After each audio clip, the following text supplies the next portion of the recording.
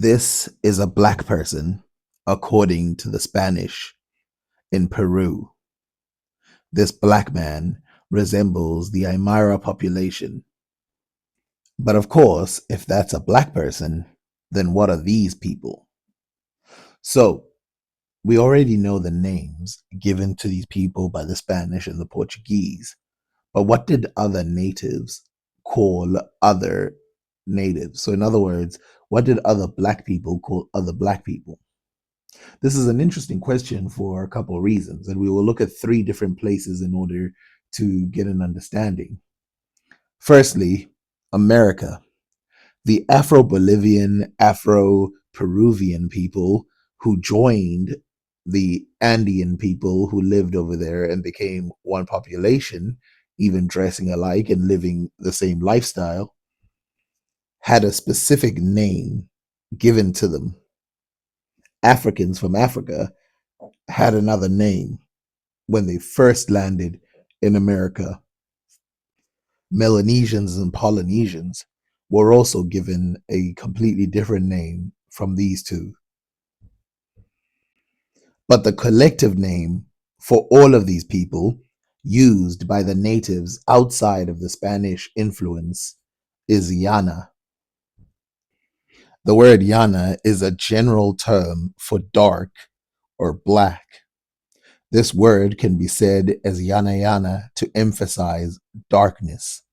So generally, the people of the Bolivian areas would call themselves Yana, but when referring to a black person, they would call them Yana Yana. But let's first make sure we understand which parts we're talking about. So we're talking about the Incan areas, including Peru. For the people of Peru, the word Yana would only be saying that someone is darker than somebody else. This is before the arrival of the Spanish. Although the encounters existed before this of the Peruvians and Inca in general meeting people who were black skinned who landed on their shores, we can almost say that we will never find out what word was used for these people because these people were all dark skinned people. And so to them, the standout would have not been the skin color. So let's take, for example, two very distant places, Indonesia and that area of South America, Peru. These two places, which eventually came together with the expansion of the Polynesians moving the other way, have very little names that we can track today. The reason, of course, is because the word black is not a good indicator. When you see the word black in any Spanish record, this is imposed later. So let's zoom into Indonesia specifically. We all know that the Indonesian people are a black people and they consider themselves black. But the people of Papua New Guinea sometimes can appear blacker than them. Now, you know that the people of Indonesia themselves started off the same as the people of Papua New Guinea. And then, with a migration of people from India and Southeast Asia, they started to have a sort of Asian appearance, yet remaining very dark in skin. The very word Papua New Guinea has to do with how they saw these black individuals. The word pua pua means curly or coily hair, which is why the people of Papua New Guinea are called what they are called. This word, Pepua, is first mentioned by the Majapahit Empire. This is where it gets really interesting because they don't refer to them by their skin color because most of the people are very similar. So, of course, the Indonesians or the Malay people who ended up in Madagascar also fused with the Bantu people. And so they had an opinion on what the black people of Bantu were called. Again, because they were all black, the name was nothing special, had nothing to do with their skin color or anything like that. For example, the Antanosi, or the Nosi. Nosi means island. Antanos, the people of the island. These are Malay people, and as you can see, they look like any other black person. They were called Antanosi, while a lot of Negro people would also have their own general names. The personal name of these people before the colonial times was Zafira Mina. This word means the children of Zafir. But let's go back to the Americas and start to study this. So, one thing that happened when the Spanish arrived in this area, where these people would have, if they saw black people of any kind, Polynesian, Melanesian, Negroes, they would have not identified them as black because they themselves are dark skinned, and they didn't for the first few times. This word, yana, that was meant black and sometimes could be used for skin color just to distinguish, like, this guy's darker than me. That word was forced by the Spanish at the time to become a word of hierarchy. So the people who were in charge of the Incas became white people, and the people at the bottom were called black people. Before, the word Inca meant the people at the top, as the word Inca translates to lord or king. So let's go to what they called the other black people. So, of black Africans, they had two separate names after the Spanish arrived. One was the Criollo, which they considered a person who had been raised in the Americas, a black person who was part of the Black American culture, in this case, Black Peruvian culture.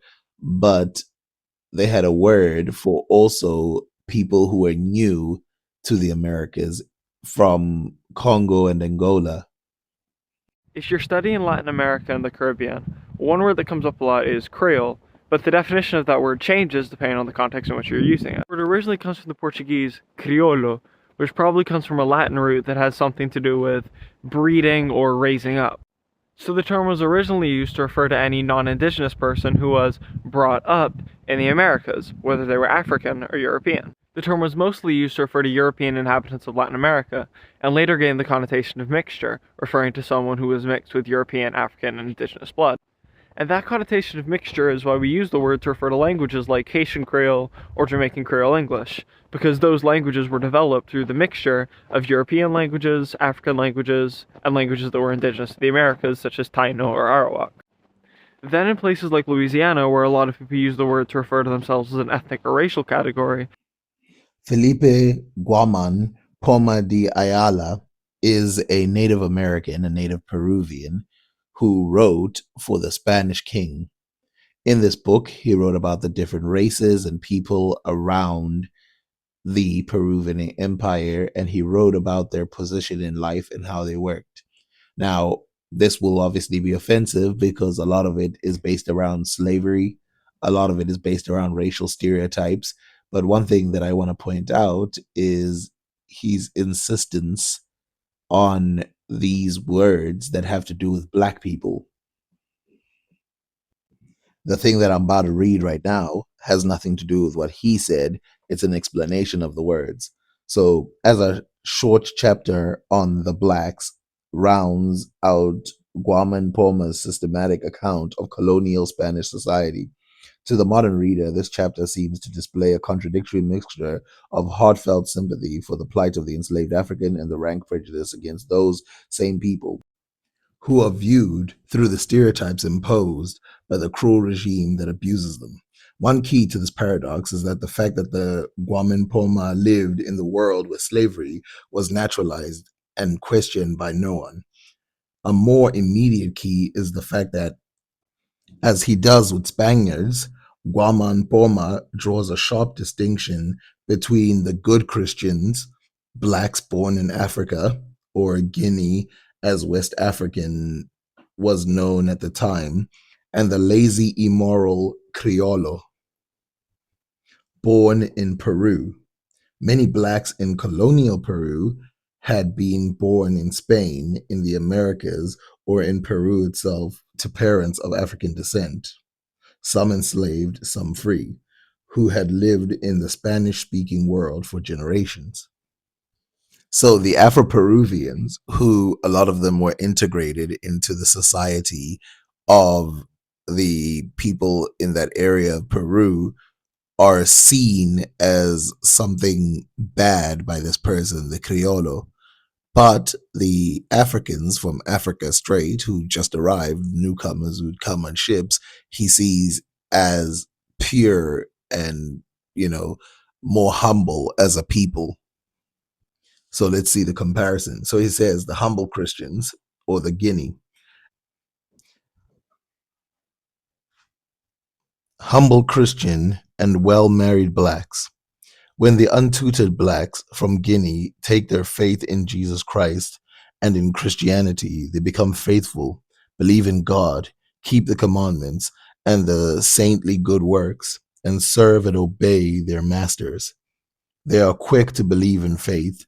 They work. They are charitable and loving towards their fellow men. Untutored blacks make good slaves, for his son Juan Benaventura was one of them.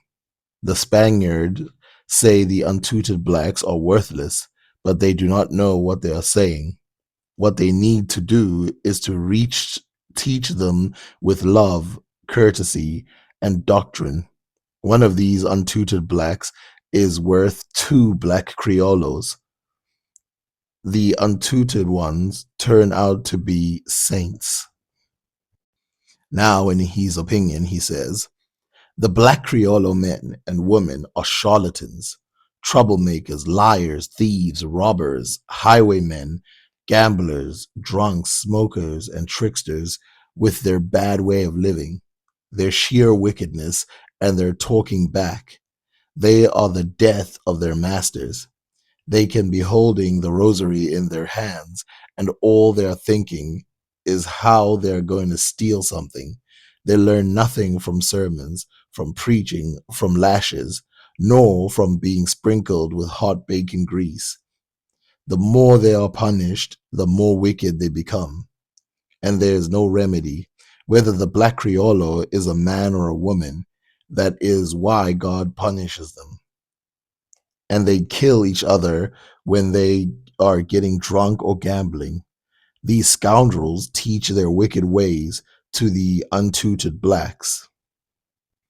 So I want to remind you again, the word Yana means black people of this type, and we are about to read, as I'm about to finish the sentence, about the tutored blacks who, the Criollo, who go and comment or live amongst these people.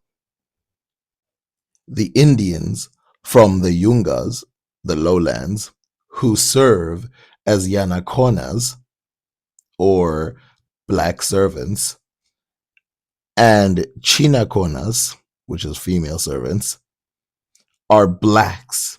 And worse than blacks, they pick up all the black vices in this kingdom. So I will give a dry read of the full chapter, which it's a couple pages long, but let's just focus on what they thought about the blacks. Now, keep in mind, Native Americans had slaves, and a lot of these slaves were black people. They themselves, when they were not enslaved, which a lot of the time did not happen to a lot of them, um, they enslaved black people and they carried on like the Spanish did. How the good black men and women bear with such patience and love for Jesus Christ and wickedness of their master, who has no charity for love for his fellow man. So you can see in this image, there's a cruel person, Spanish probably, who is beating the African, and the African is just complying. On the other hand, a image of a Creole stealing money from a Native American or a Native Peruvian slave master. So you see here, how the black Criollo men steal money from their masters to deceive the Indian harlots, I'm going to say that, and the black Criollo women steal to serve their Spanish and black lovers. And you can see a translation on the side. Kaimi Kolchia, India. Here's some money, Indian. And Apomai Senior, Lord Dear Sir. That's apparently a prostitute. As you can tell, the interaction between the Africans and these people, these Native Americans, was super strong, which is why today their culture is so mixed together. One of the things that slaves would do who arrived in the Americas is run to the countryside where there are free men, people who are both Native American and Black African. There was a huge population. This huge population then would make it impossible for masters to identify the people they're looking for, because you've got a sea of black people who are free, which these people can't do anything about. Now keep in mind, the blacks or the natives of America, Indians, they're servants more than slaves. So in other words, they have a choice to leave and all of that, whereas the blacks were generally used as slaves. But once you mix with those populations, once you hide amongst those populations, it becomes difficult to spot who's a slave and who's not.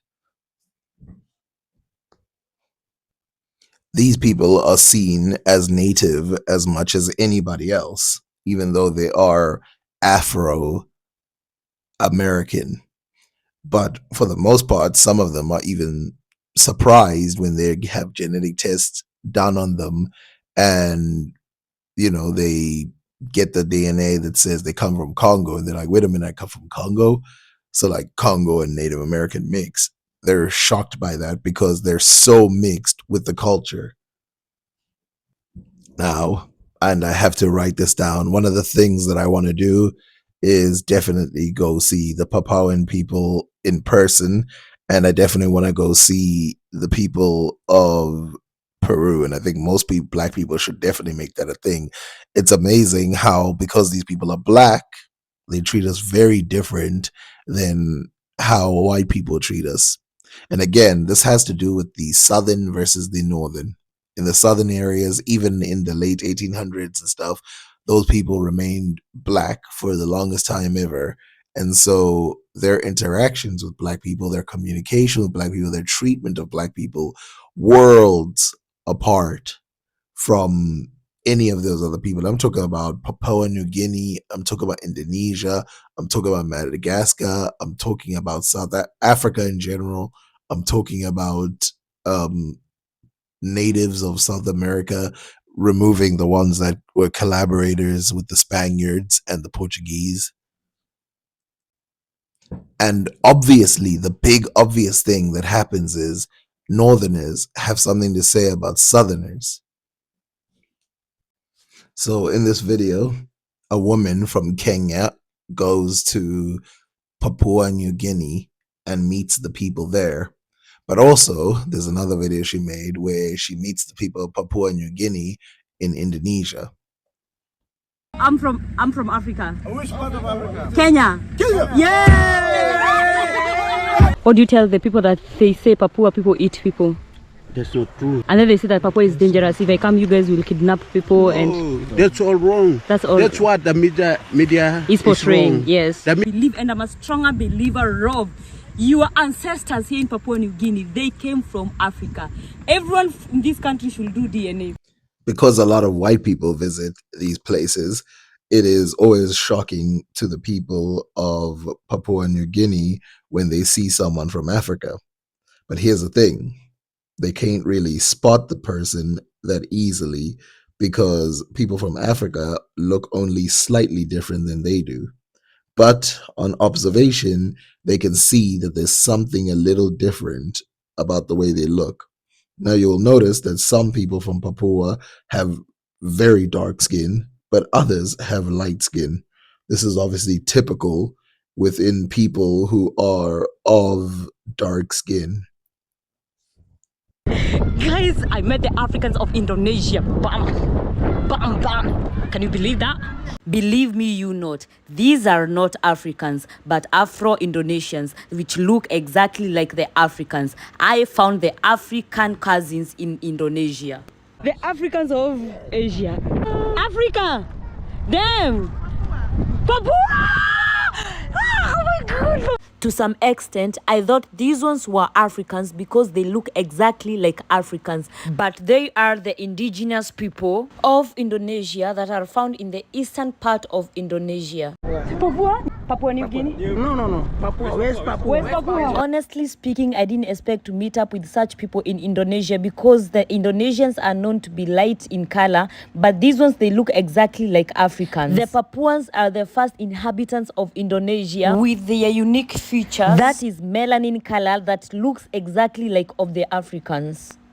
We take a selfie? Take a selfie. Yeah. Who are also known as the Aetas in the Philippines, and now meeting the Papuans who are living in the Indonesia, these led me into many questions and asking myself, could be these were the first inhabitants of the Asian continent? And if yes, they are the first inhabitants, why are they still yet the minorities in this continent? How did their ancestors find themselves in the Asian continent, and how comes exactly they have the same genes as the Africans have?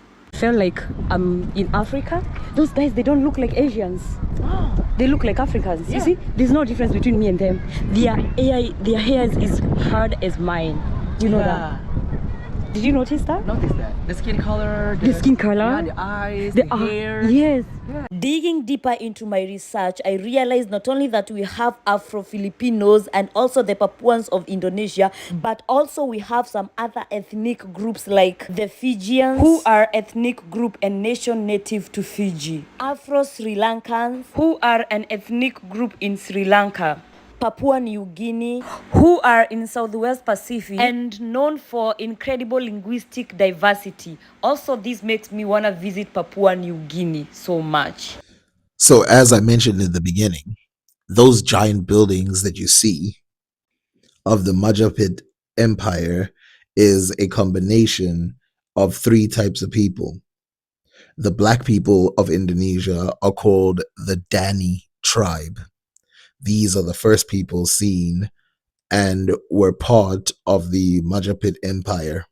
This is an image of the people of the Dani tribe, the Pua people, and then Papua being in one area. Then there's West Papua again, which is one of the reasons why the people who went to Madagascar, even though they came from Indonesia, look blacker than the people of Indonesia today, even though there are people of Madagascar who look Asian in the face 100%.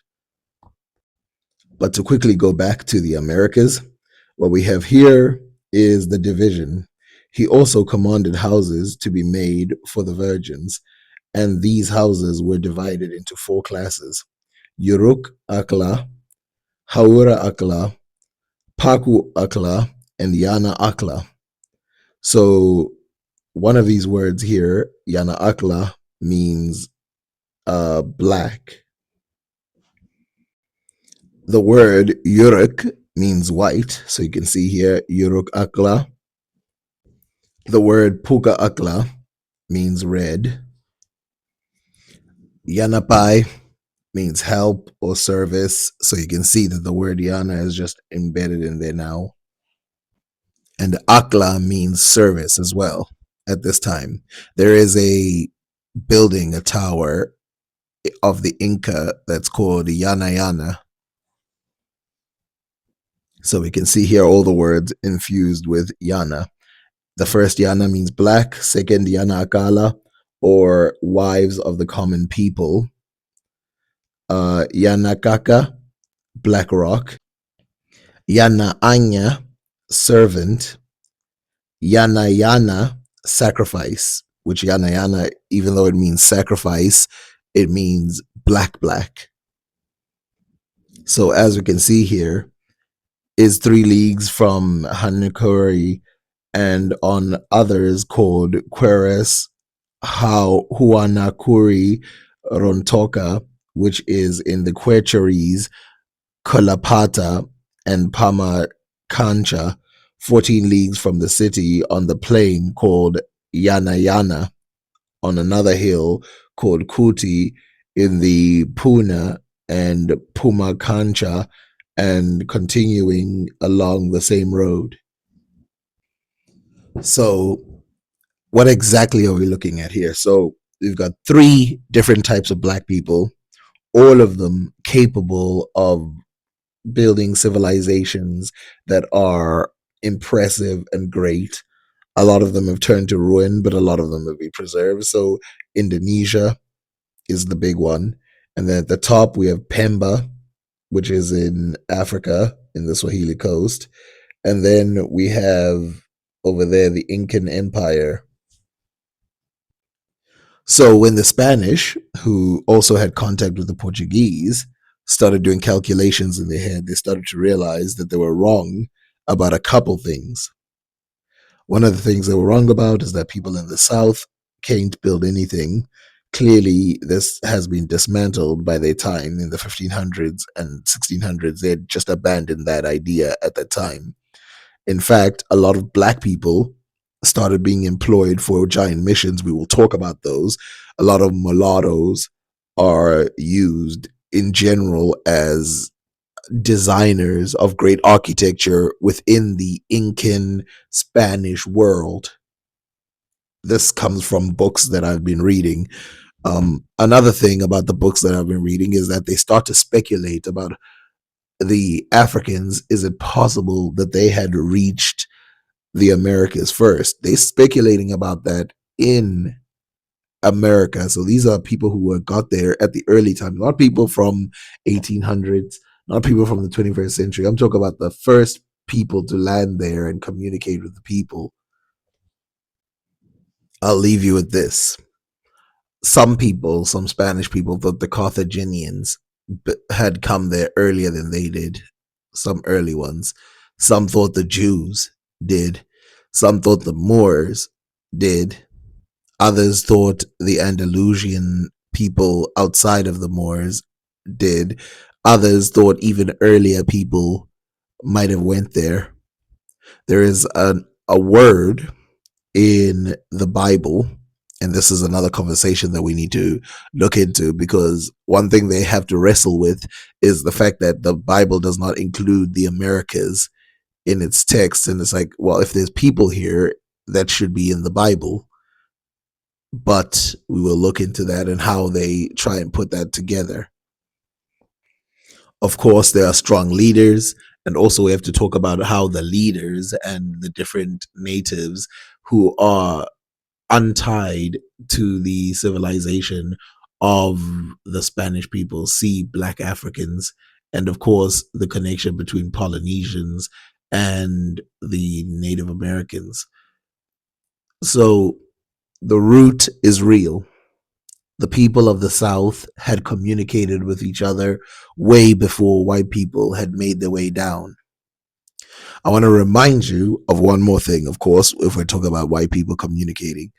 The Chinese people called the people of the South the Papua people, the Papua New Guinea people, they called them the Kunlun. These Kunlun acted also as advisors or messengers to the Chinese Empire, which led to the Majapahat Empire having a war with the Yuan dynasty under the Mongol Empire with Kublai Khan. Things just keep getting deeper and deeper and deeper. These are long conversations and we need to break them apart. The first thing is I'm going to read the full text of what that Native American said about blacks. And remember, it's going to be triggering as hell because he's doing it under Spanish watch, even though he does give confusing sympathy and then later just trashes Black Africans as like a slave people.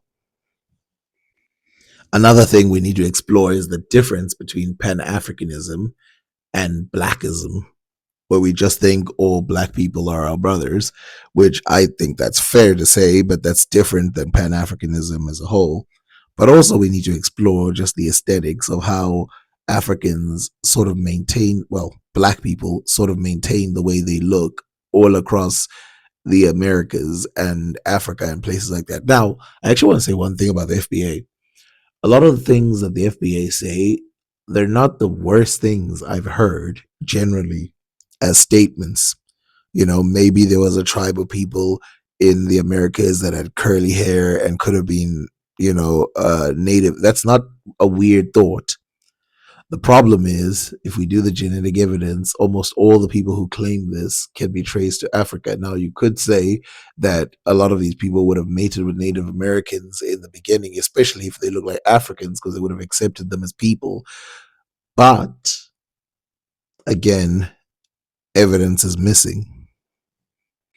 So I did see a few videos that talked about how Black people, you see the word Black, the Native Americans, they use the word Black, the Incas, the Mayans, the whatever, they all use the word Black in their writings. The word Black, again, means nothing because they themselves are Black. They consider themselves Black. They use the word Black for themselves before the Spanish ever made their way there. And that was because generally they could tell the difference between someone who was lighter skin and darker skin, but generally they would never consider themselves white. And it's only when the Spanish came that that word was used for human beings.